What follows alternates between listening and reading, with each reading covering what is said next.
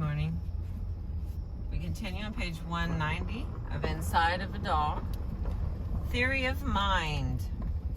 I opened the door stealthily, and Pumpernickel's there, not 2 feet away, walking toward the rug with something in her mouth.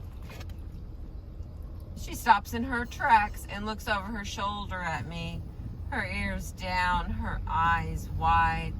In her mouth is an unidentifiable curved form. As I slowly approach, she wags low, ducks her head, and in the moment that she opens her mouth to get a better grip on her find, I see it. The cheese left out on the counter to warm, the brie, the entire enormous round of brie. She gulps 2 gulps and is gone down the gullet.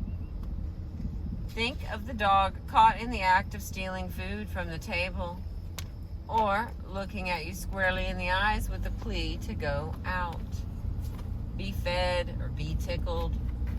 When I see Pumpernickel's mouth full of brie seeing me, I know she's going to make a move. When she sees me seeing her, does she know I'm going to try to thwart it? My strong impression is that she does. The moment I open the door and she looks at me, we both know what the other is going to do.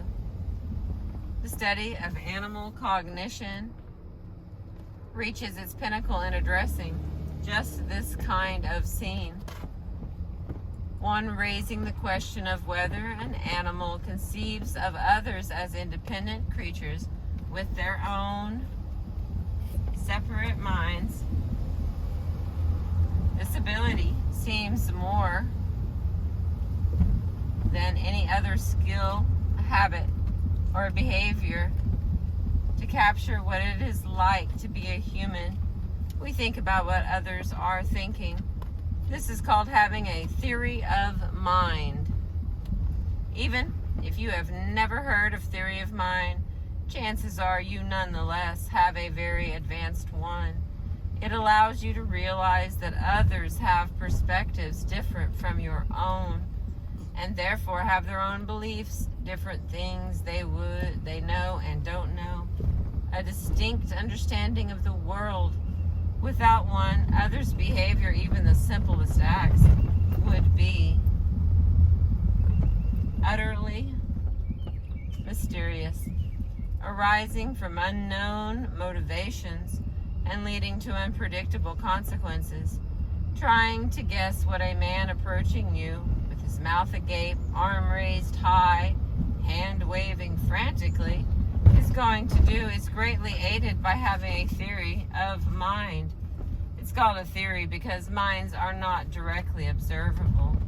So we extrapolate backwards from action or utterances to the mind that prompted that act or remark. We aren't born thinking about others' minds, of course. It is quite likely that we aren't born thinking about much at all, even our own minds.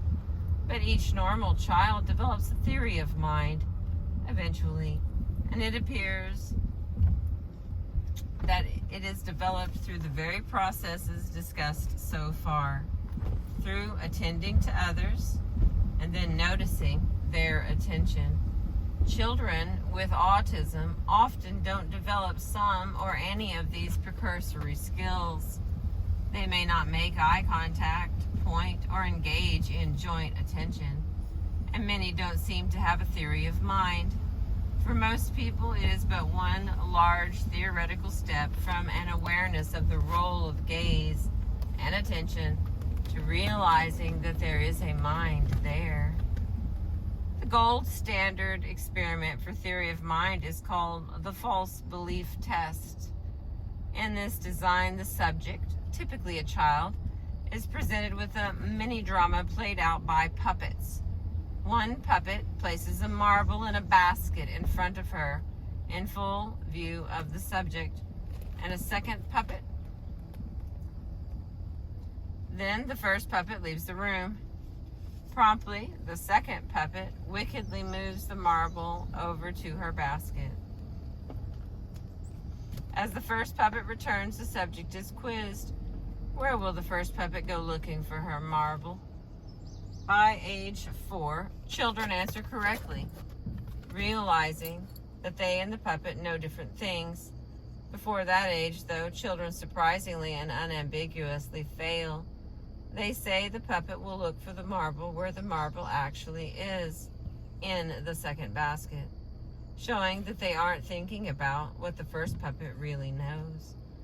To design a verbal false belief task for animals who cannot be expected to communicate their answers, nor be engaged by a puppet marble switching drama, is nigh impossible.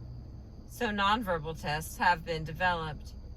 Many take their cue from anecdotal reports of compellingly mindful animal behavior seen in the wild, of deception or clever competitive strategies. Chimpanzees are the most frequent subjects since, as close relatives to humans, one might expect that they would have the most similar cognitive abilities. While the results with chimpanzees have been equivocal, lending credibility to the notion that only humans have a fully developed theory of mind, a wrench has been thrown in the experimental works. That wrench is the dog, whose attention to attention, whose seeming mind reading, looks anecdotally just like what we call acting with a theory of mind. To go from my living room theorizing about a dog's understanding of mind to solid scientific standing, researchers have begun to run dogs on the same tests used with chimps. Theory of dog mind. Here's what one dog, an unsuspecting experimental subject, found awaiting him at home one day. Instead of the usual ready availability of his favorite tennis ball, every ball in the house had been collected, and an extra lot of people were standing about gazing at him. Fine so far. Philip, the 3-year-old Belgian Tervuren in question, didn't freak out, but he might have been bemused when, one by one, the balls were shown to him and then placed in one of 3 boxes and locked up. This was new stuff, whether game or threat. What was clear was that the balls were being methodically placed somewhere other than his favorite place, right in his mouth. When released by his owner, Philip went naturally straight toward the box where he saw a ball hidden, and he nuzzled the box. This turned out to be the right thing to do, for it prompted the human to exclaim merrily, "Open the box and give him the ball." Despite just having his mouth on the ball, the dog found that the people around him kept taking it away and securing it in one or the other box. So he kept playing along. Then they started locking the boxes and putting the key elsewhere. So the whole thing took even longer after he selected the right box. Someone must find the key, bring it to the box, and open it. The final twist involved one person who locked the box, hid the key, then left the room. Another person came in, surely one who, like all other people around, would be able to use these key things to open these lock things. This was the moment that experimenters were waiting for. They wanted to know if the dog saw the new person as unknowledgeable about the location of the key. If so, then not only should Philip indicate which box has the beloved ball, he should also help the person find the key that would enable access to that ball. On repeated trials, that's more or less what the dog did. Ever patient, Philip looked toward the spot where the key had been hidden, or headed that way.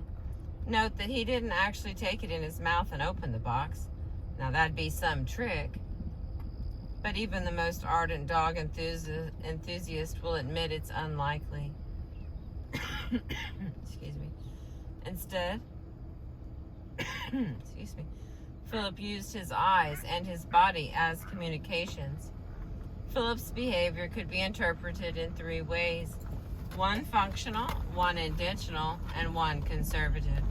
The functional interpretation is this: the dog's gaze served as information for the person, whether the dog meant it to or not. The intentional: the dog did in fact mean it to. He looked because he knew the person was ignorant of the key's location. The conservative: the dog looked reflexively, since someone was recently over there where the key was. The data do the interpreting. They showed that the functional is definitely true.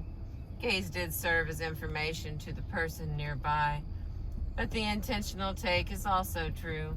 The dog looked at the location of the key more often when the person in the room with them was ignorant to where it was, as if meaning to inform the person with his gaze.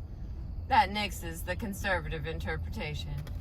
Philip seemed to be thinking about these crazy experimenters' minds. This is but one dog, maybe a particularly astute one. Remember the begging experiment run with chimps and dogs? Unlike chimps, all the tested dogs immediately followed the knowers, non-blindfolded or bucketed persons, advice as to which box was baited with food. Hooray for these dogs who thus all found food inside. This looks good for the theory of dog mind. They acted as though thinking about the knowledge states of the strange people pointing in front of them.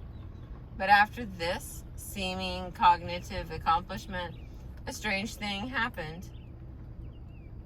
When run again and again on the same test, these dogs changed their strategies. They began to pick the guesser just about as often as the knower. Does this mean that they were prescient and then grew dim-witted? Although dogs will do impressive convolutions for food, this doesn't make sense as an explanation. Perhaps it indicates that the first round was a fluke. The best interpretation is that the dog's performance on the task makes a methodological point. There may be other cues the dogs are using to make their decisions that are, to them, just as strong as the presence or absence of the guesser is to us. Consider, for instance, that all humans are on the whole highly knowledgeable about the sources of food from a dog's point of view.